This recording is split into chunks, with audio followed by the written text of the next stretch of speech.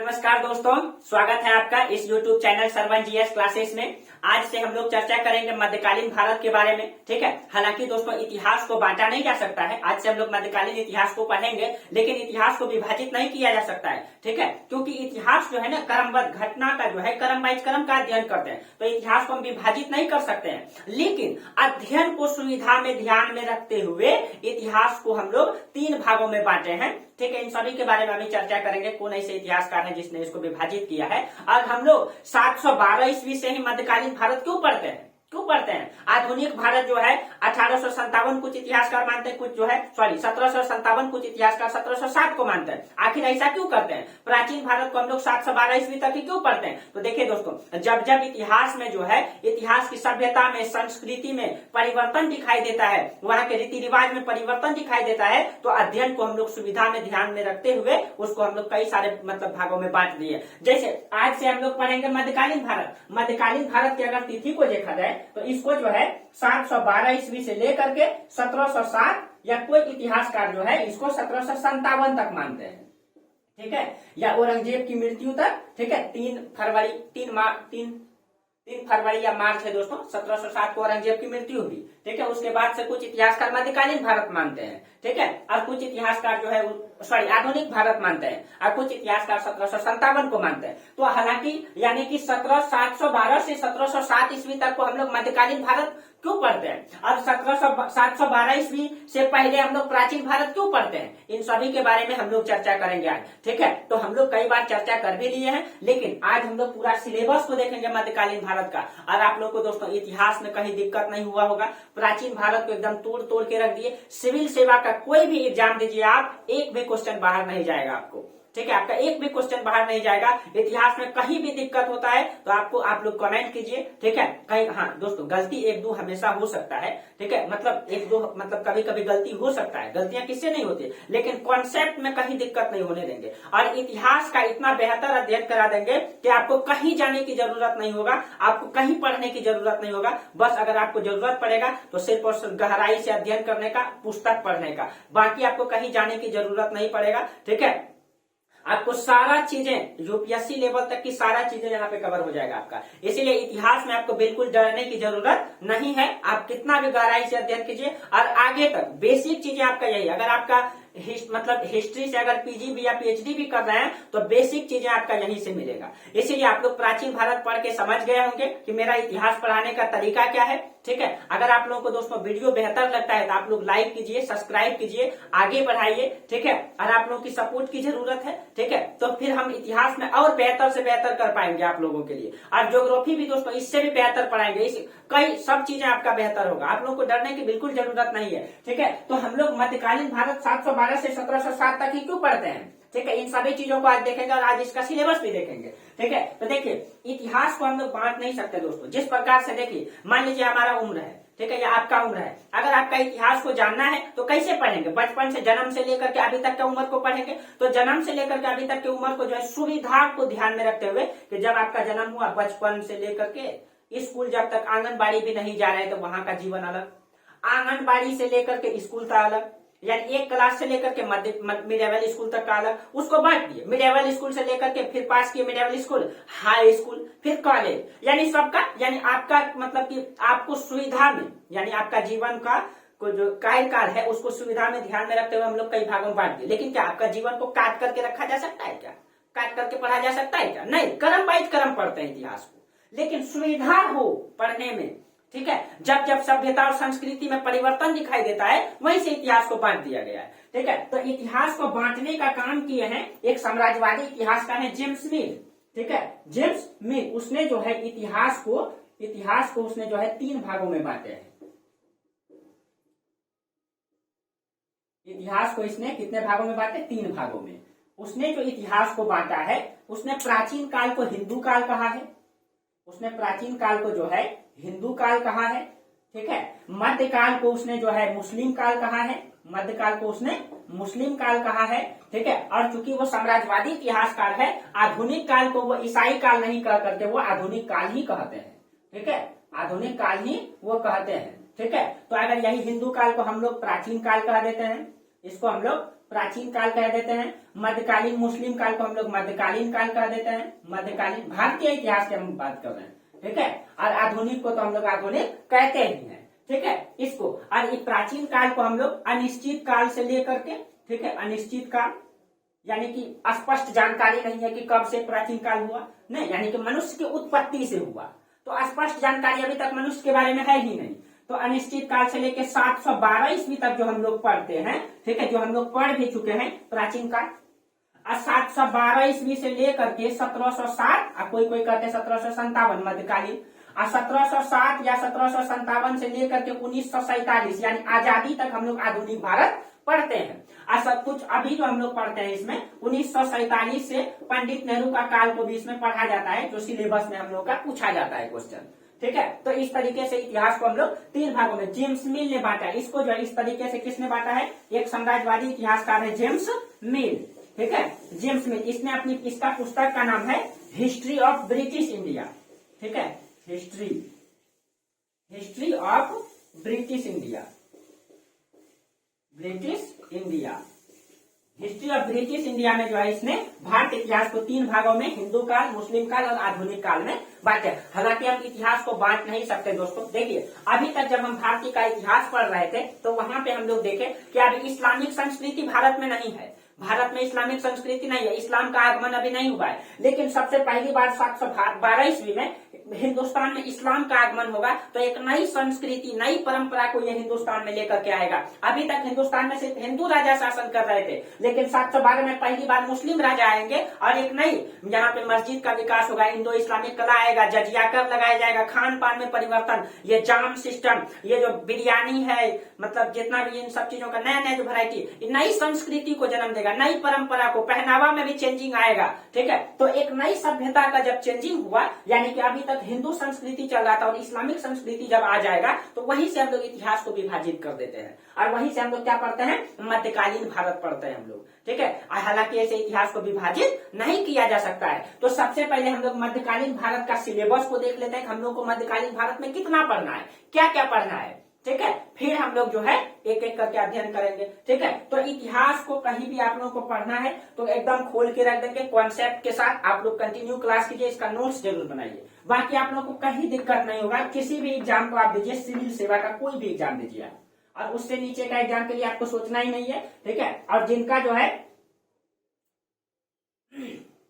जिनका paper optional paper, ठीक है, हिस्ट्री रहेगा, वो ज्यादा ध्यान देंगे थोड़ा सा, ठीक है। और जो ग्रेजुएशन कर रहे हैं हिस्ट्री से या पीजी कर रहे हैं तो उनके लिए भी ये बेसिक चीजें में आपको काम आएगा, ठीक है।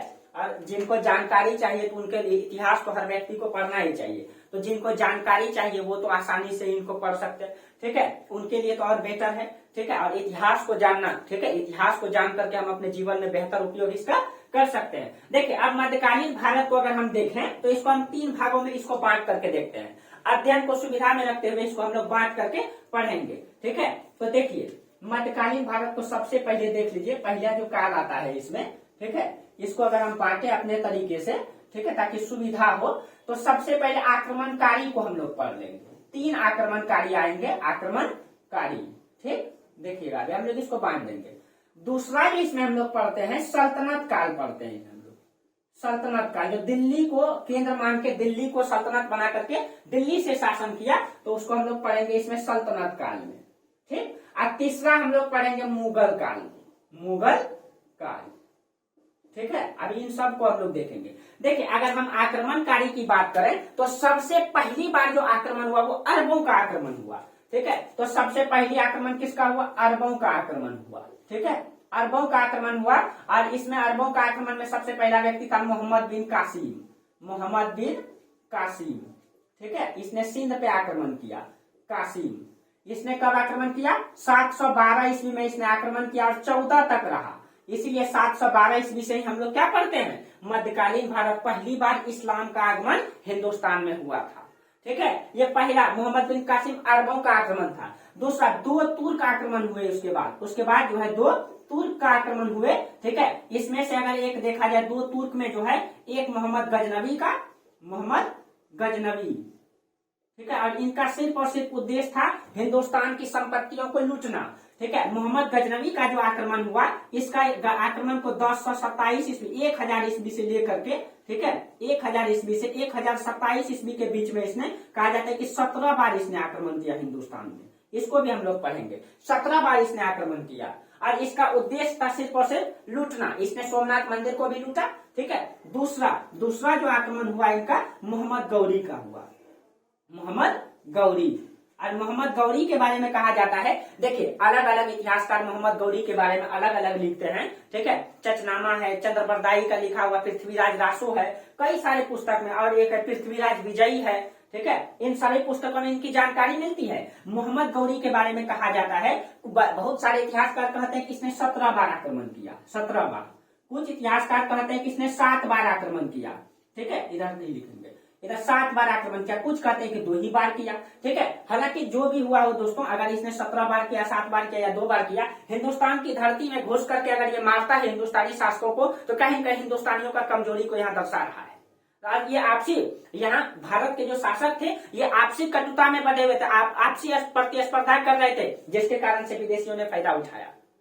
अरे इतिहास उल्टा करके देखिए दोस्तों, ठीक है। हिंदुस्तान की राजाओं को कोई पराजित नहीं कर पाया, लेकिन हिंदुस्तान की राजाओं ने अगर पराजित किया तो हिंदुस्तानी राजाओं ने किया।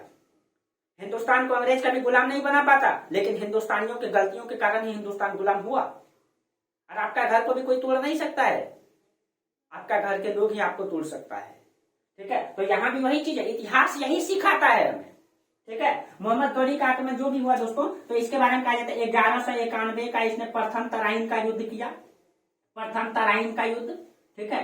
तो प्रथम तराइन का युद्ध 1191 में हुआ पृथ्वीराज चौहान और मोहम्मद गौरी के बीच। इसमें जो है मोहम्मद गौरी हार गए, तो इसमें जो है पृथ्वीराज चौहान और मोहम्मद गौरी थे, ठीक है। मोहम्मद गौरी, इसमें मोहम्मद गौरी हार गए और चौहान जीते। और फिर एक बार युद्ध हुआ 1192 में, तराइन का द्वितीय युद्ध, ठीक है, तराइन का द्वितीय युद्ध। इसमें कहा जाता है पृथ्वीराज जीत गए, चौहान हार गए, तो चौहान की हत्या हो गया। तब जो है तो मोहम्मद गौरी जब जीत गए, ठीक है, तो मोहम्मद गौरी ने क्या किया, हिंदुस्तान की धरती पर, अभी मैप में हम पढ़ाएंगे बताएंगे, ठीक है। देखिए मान लीजिए कि ये हिंदुस्तान है, ठीक है, ये हिंदुस्तान है, इधर आपका अरब है, ठीक है, अफगानिस्तान है। तो मतलब गजनी में रहते थे गौरी, गजनी में गौरी रहते थे। तो इस क्षेत्रों को इसने जीतने आया, जीत करके जो है गौरी ने यहाँ पे एक व्यक्ति को, अपना गुलाम को रख दिया, ऐबक को, कुतुबुद्दीन ऐबक, ये इसका कुतुबुद्दीन ऐबक को। तो ये ऐबक जो है ना गौरी का गुलाम हुआ करता था। और ऐबक को जब यहाँ रख दिया गया, जब गौरी की मृत्यु हो जाएगी, तो ऐबक जो है हिंदुस्तान की धरती को जितना जीता था गौरी ने, वहां शासन करने लगता है और दिल्ली को केंद्र बना करके, ठीक है, राजधानी बना करके एक नई वंश की नींव डालता है। उसको कहते हैं, चूंकि ये गुलाम था तो गुलाम वंश, गुलाम वंश, ठीक है। और यहीं से शुरुआत होता है वंश की। तो अभी ये जो हम लोग 3 को पढ़ेंगे, ये आक्रमण में पढ़ेंगे, लेकिन वास्तविक सत्ता की नींव हम लोग देखेंगे कब होगा, तो गुलाम वंश की नींव जो है 1206 ईस्वी में डाला जाएगा, ठीक है। तब उसी को हम लोग पढ़ेंगे सल्तनत काल, ठीक है। तो देखिए आप सल्तनत काल में हम लोग क्या क्या पढ़ेंगे, ठीक है। सल्तनत काल में इसमें 5 वंशों को पढ़ते हैं, ठीक है। इसमें हम लोग पढ़ते हैं सबसे पहला में गुलाम वंश, इसमें हम लोग पढ़ते हैं गुलाम वंश। और गुलाम वंश की नींव डाला गया 1206 में, 1206, और ये चला 1290 ईस्वी तक, ठीक है, 1290 ईस्वी तक चला, ठीक है। और गुलाम वंश के बाद दूसरा आया इसमें खिलजी वंश, खिलजी वंश, खिलजी वंश चला 1290 से 1320 तक, ठीक। और तीसरा इसके बाद आया, तीसरा खिलजी वंश तुगलक वंश, तुगलक वंश, ठीक है। 1320 से लेकर के 1320 से लेकर के 1320 से लेकर के 1451, 1414 तक, सॉरी 1414 तक, ठीक। और तुगलक वंश के बाद सैयद वंश, चौथा में आया आपका सैयद वंश, सैयद वंश, ठीक है।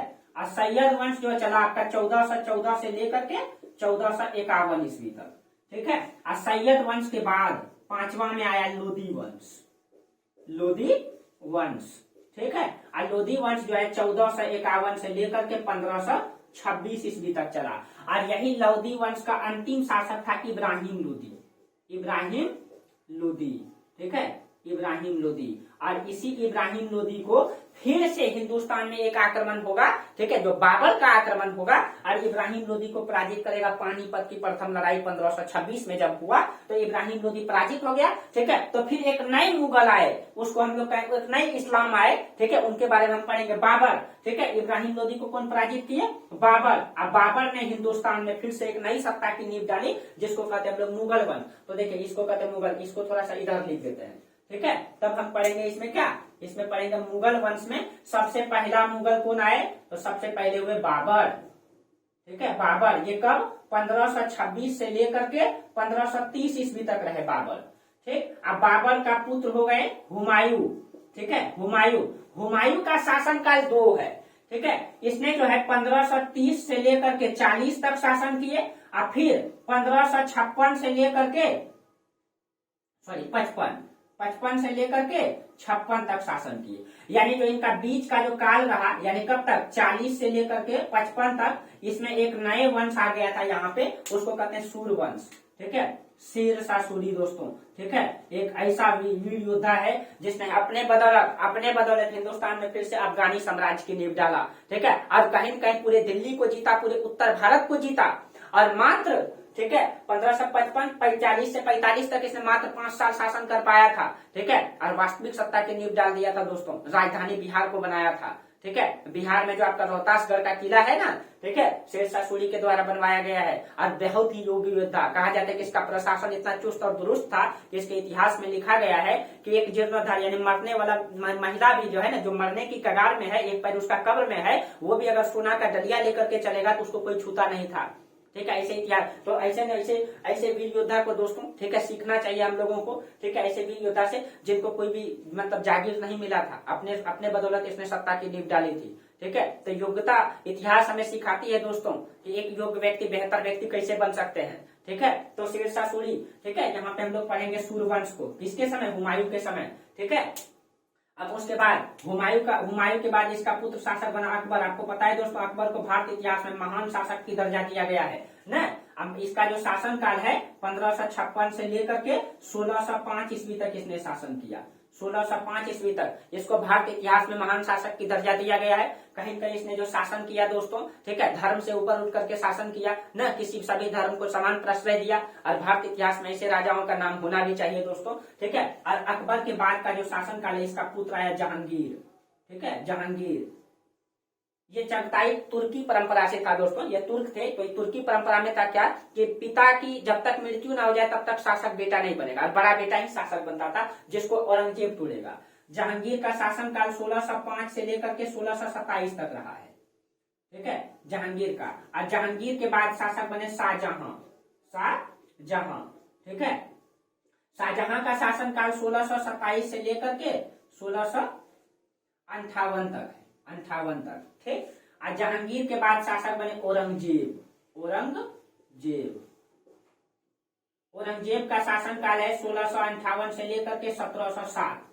3 फरवरी या मार्च है दोस्तों, एक बार आप लोग देख लीजिएगा, ठीक है। 3 फरवरी या मार्च को जो है औरंगजेब की मृत्यु होती है, ठीक है, 1707 ईस्वी को। और उसके बाद से हम लोग पढ़ते हैं आधुनिक काल। कुछ इतिहासकार 1757 से मानते हैं आधुनिक काल, क्योंकि अंग्रेजों की जो प्लासी का युद्ध हुआ ना, अंग्रेज उसमें जीते तब मानते हैं, ठीक है। हालांकि इतिहास को बात नहीं, लेकिन अध्ययन की सुविधा में ध्यान में रखते हुए। इसके बाद हम लोग परवर्ती मुगल को पढ़ते हैं। औरंगजेब का पुत्र मुअज्जम आजम कामबख्श मतलब अकबर, उसमें से मुअज्जम शासक बना था। तो उन सब चीजों को तो हम लोगों को मध्यकालीन भारत में इतना पढ़ना है, ठीक है। मध्यकालीन भारत में इतना पढ़ना है। शुरुआत कहाँ से है? मोहम्मद बिन कासिम से, ठीक है, मोहम्मद बिन कासिम से 712 से 714 ईस्वी। आप लोगों को बिल्कुल समझ में आ गया होगा, कहीं दिक्कत नहीं हुआ होगा, ठीक है। तो चलिए हम लोग एक एक करके जो है इसको पढ़ेंगे। आप लोग इसको नोट कर लेंगे, इसको स्क्रीनशॉट कर लीजिए आप लोग, ठीक है, इसको स्क्रीनशॉट भी कर लीजिए। चलिए, तो ये आप लोग नोट कर लेंगे। ये आपका सिलेबस हुआ, ठीक है, ये आपका सिलेबस। इतिहास को इतना बेहतरीन तरीके से आप लोगों को समझा देंगे, कभी भी जिंदगी में जेहन से इतिहास नहीं उतरेगा। आप लोगों को लगता होगा कि इतिहास रखना पड़ता है, लेकिन अब नहीं लगता होगा, ठीक है, अब नहीं लगता होगा। आप लोग अगर मेरा क्लास कंटिन्यू कर रहे हैं तो, ठीक है। देखिए, अब कहा जाता है कि हिंदुस्तान में इस्लाम का आगमन सबसे पहली बार क्यों हुआ, क्या कारण था। 712 ईस्वी में जो सबसे पहली बार इस्लाम का आगमन हुआ मोहम्मद बिन कासिम का, ये क्यों हुआ। ठीक है, तो चलिए हम लोगों को अब पढ़ना है मोहम्मद बिन कासिम के बारे में, मोहम्मद बिन कासिम के बारे में।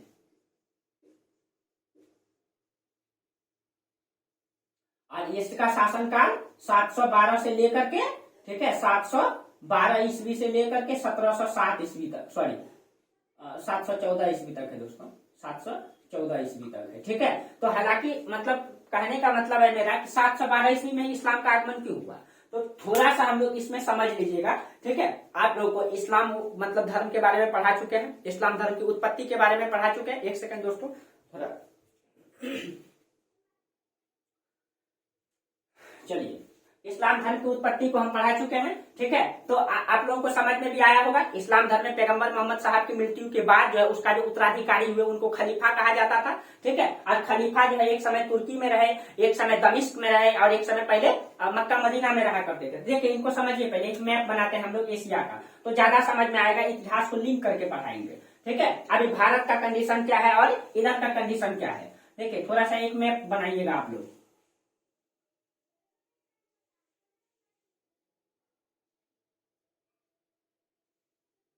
ये आपका इंडिया है,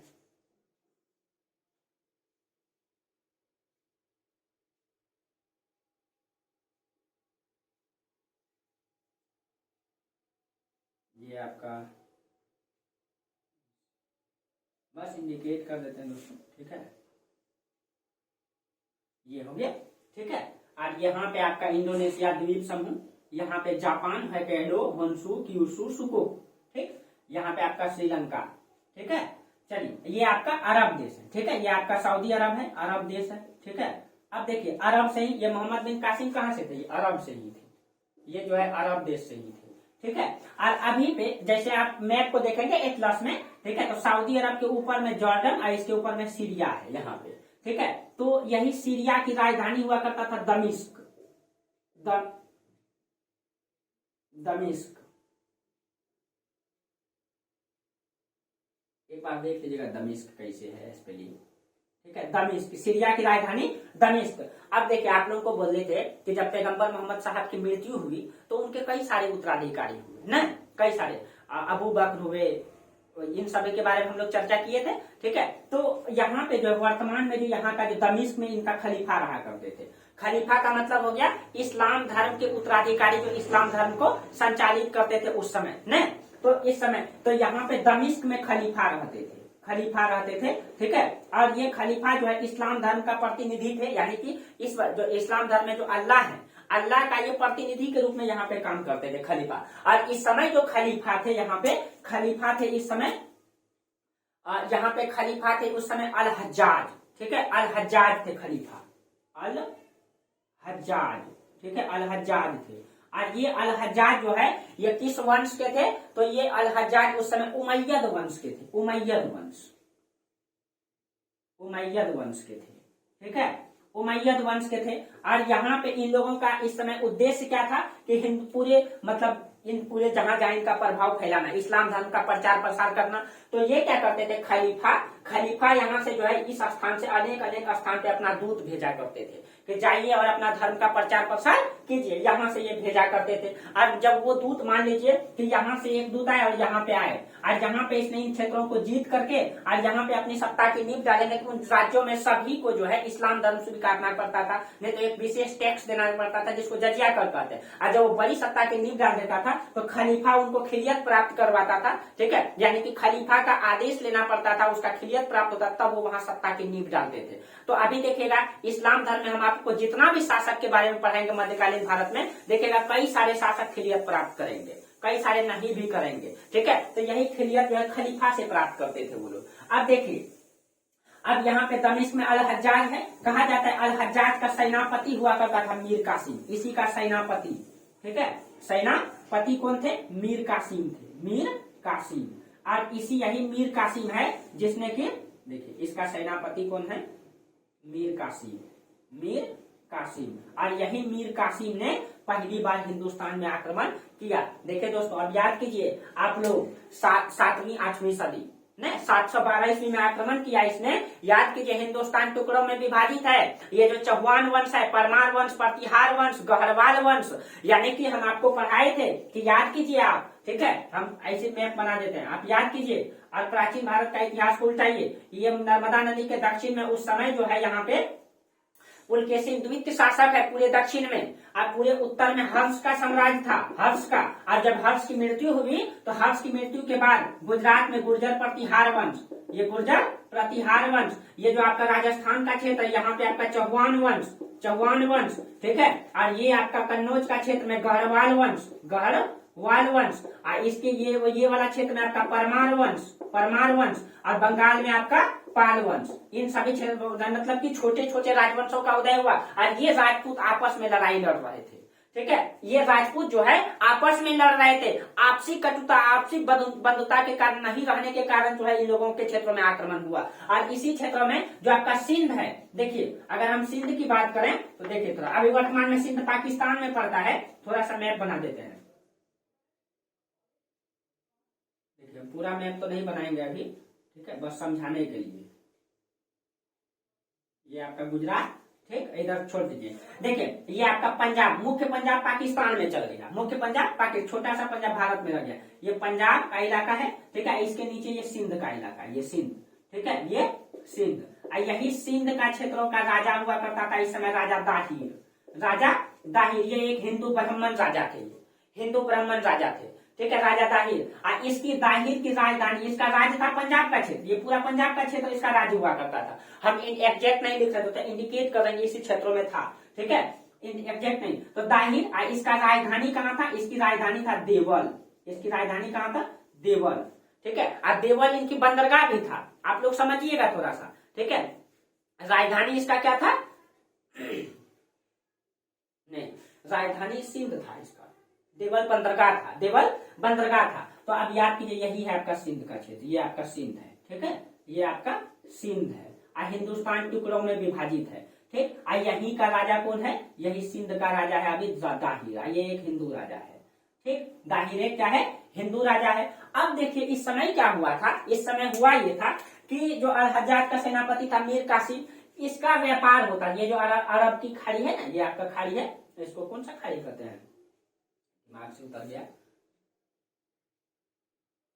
अरे इसको फारस की खाड़ी, हम फारस की खाड़ी कहते हैं, ठीक है, फारस की खाड़ी, क्योंकि इधर तो आपका लाल सागर है, यहीं से इनका व्यापार होता था, समझिएगा थोड़ा सा, यहाँ से इनका इस तरीके से इनका व्यापार ऐसे करके होता था, कहाँ से, इन द्वीपों समूह से, इन सभी इस देशों से इनका व्यापार होता था। भारत से भी व्यापार होता था, ठीक है, भारत से भी मसाले का ये लोग आयात करते थे, मसाले हो गया, रेशमी वस्त्र हो गया, ठीक है, और कई सारी चीजों का आयात ये लोग करते थे, ठीक है। अब बदले में ये लोग सोना चांदी वापस लाते हैं। आपको पता है कि भारत जो है चांदी हमेशा आयात किया है, भारत में चांदी नहीं होता है, ये हमेशा अरब कंट्री से भी आयात करते थे। तो ऐसे करके इनका जहाज जाता था, ठीक है, तो कहा जाता है कि यहीं पर इस बंदरगाह, यहाँ पे इनका पड़ता था देवल बंदरगाह, ठीक है, देवल बंदरगाह पर क्या हुआ, कहा जाता है कि भारतीय इतिहासकारों का कहना है कि सबसे पहली बार पंगा जो है हिंदुस्तानी की तरफ से लिया गया था, और ये पंगा हिंदुस्तान के लिए नुकसानदायक हुआ। और ये एक अयोग्य राजा है, दाहिर जो है बिल्कुल अयोग्य राजा है, ये अयोग्य राजा है, इनको क्या जरूरत है पंगा लेने की, ठीक है, पंगा इसी की तरफ से लिया गया था, ठीक है। हाँ, कुछ आपको डाटा दे दे दोस्तों, जैसे कि 712 ईस्वी, कुछ इतिहासकार का मानना है, एक इतिहासकार है बीटी महाजन, बीटी महाजन कहते हैं कि मोहम्मद बिन कासिम का आक्रमण 711 ईस्वी में हुआ, ठीक है, बीडी महाजन के अनुसार, बीडी महाजन ये कहते हैं कि मोहम्मद बिन कासिम का आक्रमण 711 ईस्वी में हुआ, ठीक है। और एक इतिहासकार है आपका एच.सी. वर्मा, एच.सी. वर्मा कहते हैं कि वो 712 में हुआ, एच.सी. वर्मा ये कहते हैं कि 712 ईस्वी में इसका आक्रमण हुआ, ठीक है। जो भी हो दोस्तों, वो अब डाटा था। अब देखिए, तो इस तरीके से देवल बंदरगाह पर क्या हुआ, इसका जहाज को क्या किया, दाहिर के सैनिकों ने लूट लिया। इनका मतलब यहाँ से जब जहाज क्रॉस कर रहा था, इसके सेना ने, दाहिर की सेना ने क्या किया, इनके जहाज पे कब्जा कर लिया और उसके सारा माल पे जो है कब्जा कर लिया, जहाज को मतलब कि पकड़ करके उसके सारा माल पे कब्जा कर लिया। जब कब्जा कर लिया तो इस समय जो है इसका यानी कि अरब का शासक कौन है, मीर कासिम सेनापति है, मीर कासिम सेनापति या शासक अल हज्जाज यानी ये जो है खलीफा है, ठीक है, और इसका सेनापति मीर कासिम है। तो मीर कासिम मतलब यहाँ सूचना भिजवाया कि भाई क्या जरूरत है पंगा लेने की, छोड़ दो, ठीक है, छोड़ दो। लेकिन कहा जाता है कि दाहिर ने ऐसा नहीं किया, ठीक है। तो इसी कारण से मजबूर होकर के मीर कासिम अल हज्जाज का सेनापति है दोस्तों, याद रखें। मीर कासिम ने हिंदुस्तान में पहली बार आक्रमण किया, कहां पे, यही सिंध क्षेत्रों में, ठीक है। और जब सिंध क्षेत्रों में आक्रमण किया तो दाहिर तो अयोग्य शासक है दोस्तों, अयोग्य शासक है। और हिंदुस्तान की राजाओं में आपसी बंधुता नहीं था दोस्तों, ये लोग आपस में लड़ रहे थे, ये लोग आपस में लड़ रहे थे। और जब विदेशी आक्रमण किया तो एक दूसरे की मजा लेते थे। यही तो हिंदुस्तान का जो है कि गुलामियत को दर्शाता है, ठीक है। हिंदुस्तान गुलाम हुआ, अंग्रेजों ने कभी गुलाम नहीं बनाया। कुछ चंद अंग्रेज आए थे देश को गुलाम बनाने के लिए, लेकिन भारतीय राजाओं ने उसको सपोर्ट किया, ठीक है। और इसी कारण से तो यहाँ पे आपसी बंधुता नहीं था, आपस में ये लोग लड़ते थे। और कहा जाता है मीर कासिम ने जब आक्रमण किया तो राजा दाहिर को पराजित कर दिए और इसकी हत्या कर दिए। अब दाहिर की 2 पुत्री थी, ठीक है। दाहिर की जो है 2 पुत्री थी, एक का नाम था सूर्य देवी और एक का नाम था निर्मला देवी, ठीक है। तो एक का नाम था सूर्य देवी और एक का नाम था निर्मला देवी। इन दोनों को जो है जब मतलब मोहम्मद बिन कासिम आए, इसको अगवा करके लेकर के चल गए। क्यों, अल हज्जाज के 2 पुत्र थे, अल हज्जाज के 2 पुत्र थे, इसके पुत्रों के लिए लेकर के चल गए। अल हज्जाज के 2 पुत्र और दाहिर के दोनों पुत्री को लेकर के ये अल हज्जाज के पास चले गए। और इसने जब दाहिर को पराजित कर दिया यहाँ पे, तो सिंध पे जो है कब्जा कर लिए मीर कासिम। और मीर कासिम ने यही सिंध में जो है, ठीक है, 2 साल शासन चलाए, 712 से 714 ईस्वी। और इसने जो है हिंदुस्तान में एक नई परंपरा को जन्म दिया, इस्लामिक परंपरा, जो आज तक नहीं था। इसीलिए हम लोग यहाँ से इतिहास को क्या करते हैं, विभाजित कर देते हैं, ठीक है। चलिए, अब आप लोगों को बेहतर समझ में आया होगा। इतिहास को इतना बेहतर समझा देंगे दोस्तों कि आपको कहीं जाने की जरूरत नहीं पड़ेगा, ठीक है। अब इससे बेहतर क्या हो सकता है। चलिए, अब देखिए, अब जो है, अब सिंध के क्षेत्रों में शासन किसका हो गया, अब इसको मिटा दें, ठीक है। अब देखिए, इधर ही बना देते हैं।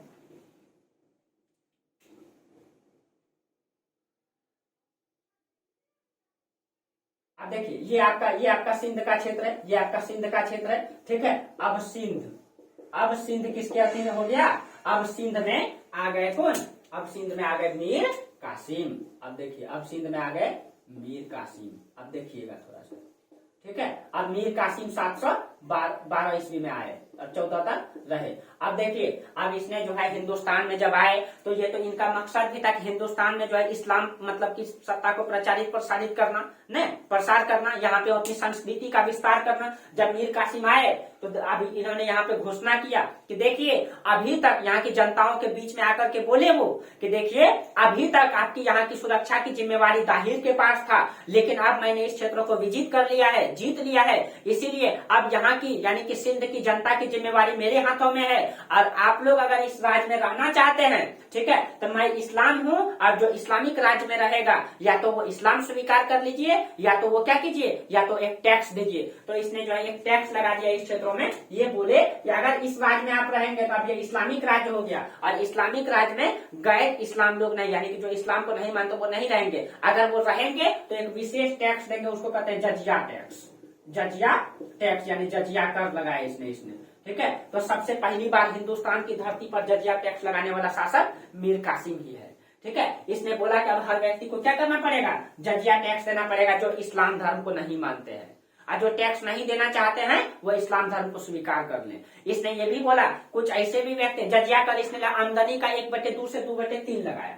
कितना, जितना भी आपके पास आमदनी हो रहा है, ठीक है, आमदनी का कितना 1/2 से 50% से 2/3% लगाया इसने टैक्स, ठीक है। और बोला कि कुछ व्यक्ति ऐसे हैं जिसको जजिया टैक्स नहीं देना पड़ेगा। उसमें से ये बोले विकलांग को, ब्राह्मण को और विधवा को जो है नहीं देना पड़ेगा, विकलांग को, ठीक है, विकलांग को नहीं देना पड़ेगा, ठीक है, विधवा को नहीं देना पड़ेगा, ठीक है, और किसको, ब्राह्मण को टैक्स नहीं देना पड़ेगा, जजिया टैक्स। और याद रखिएगा, ब्राह्मण पे सबसे पहली बार जजिया टैक्स लगाने वाले शासक थे FST, फिरोज शाह तुगलक, ठीक है। ये ब्राह्मण पर भी टैक्स लगाए थे, जजिया टैक्स लगाए थे, ठीक है, क्योंकि ये जो है कट्टरपंथी विचारधारा के थे। थोड़ा सा आगे हम लोग पढ़ेंगे, ठीक है। अब देखिए, जब यहाँ पे मीर कासिम आए तो इसने क्या क्या संस्कृति, कहा जाता है कि भारत में इसने जो है स्वर्ण सिक्के चलवाए, ठीक है, और उसका नाम रखा दिहरम। तो इसने जो है भारत में स्वर्ण सिक्के, भारत में मतलब सिंध क्षेत्रों में,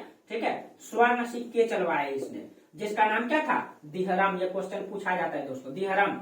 इसने जो स्वर्ण सिक्के चलाए थे वो दिहरम, ठीक है। इसने भारत में जो है ऊंट पालन, खजूर की खेती की शुरुआत इसने सिंध क्षेत्रों में किया। यहाँ पे इसने ऊंट पालन की शुरुआत, ठीक है, ऊंट पालन, और पहली बार ये लाए थे यहाँ। उसके बाद खजूर की खेती की शुरुआत, ठीक है, खजूर की खेती की शुरुआत। आपको पता है कि यहाँ पे जो है ये आपका मरुस्थलीय इलाका है, यहाँ पे खजूर, इन सब पेड़ होता है यहाँ पे, वो कांटादार वृक्ष जितना भी होता है, बबूल, खजूर, आपका बेर और नागफनी, ये सब पौधा होता है इन सब क्षेत्रों में। ज्योग्राफी में हम लोग कई बार, हम शॉर्ट वीडियो में कई बार बताए भी हैं आप लोगों को, ठीक है।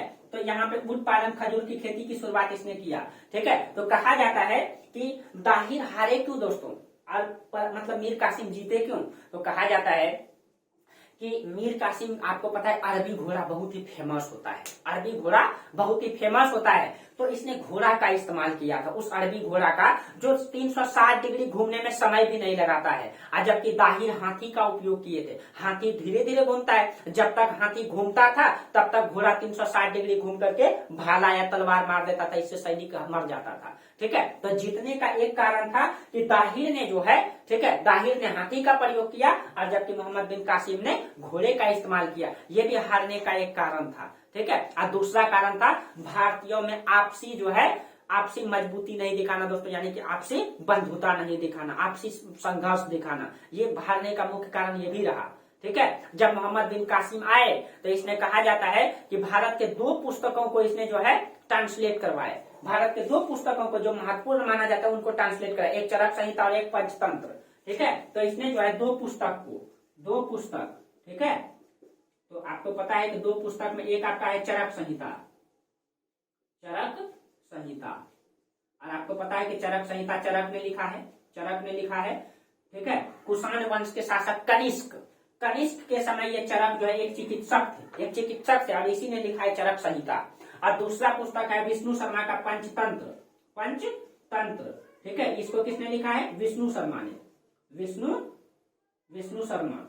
इस पुस्तक को, ये विष्णु शर्मा कब के हैं? गुप्त काल के हैं। पंचतंत्र को और चरक संहिता को इसने ट्रांसलेट करवाया। जो पंचतंत्र को इसने ट्रांसलेट करवाया उसका नाम रखा था फलीला वदीमना, पूछ सकता है।